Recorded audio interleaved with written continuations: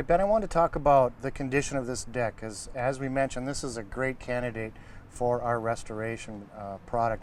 But there is a procedure that you would like us to follow. Yep. And I thought maybe you could walk us through that. Okay, sure.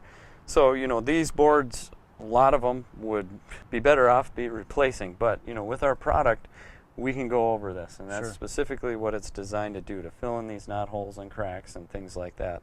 The first coat does go on thick, and if some of these areas are still showing, you're going to just take the same product out of the bucket, the deck restoration, after the first coat, and you take a putty knife and just kind of fill in those areas that need some more TLC.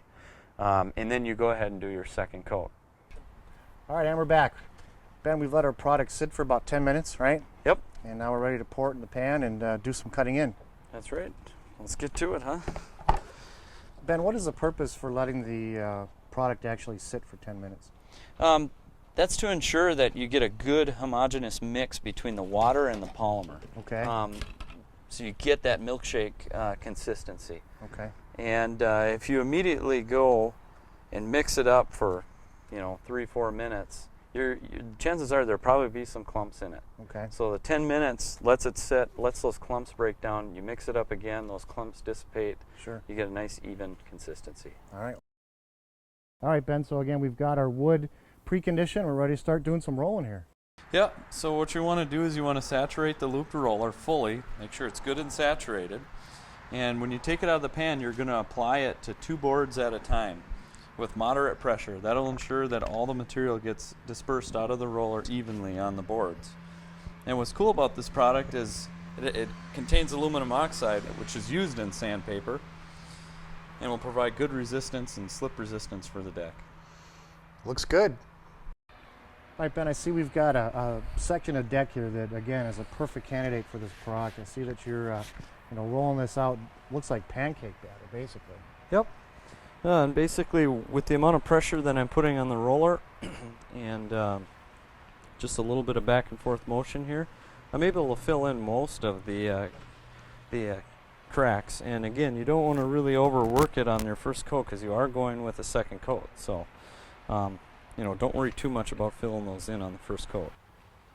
So we've got our first coat down. Now we're going to go through and do our patching, and Ben's going to go through that technique for us. Sure. So obviously you have to wait for your first coat to cure because you're going to have to walk on it. So once it's cured, then all the cracks and things, knot holes that you see, you can use the deck restoration as the repair material. Sure. And you're just going to use a putty knife. You're going to take some material up on the putty knife. Okay.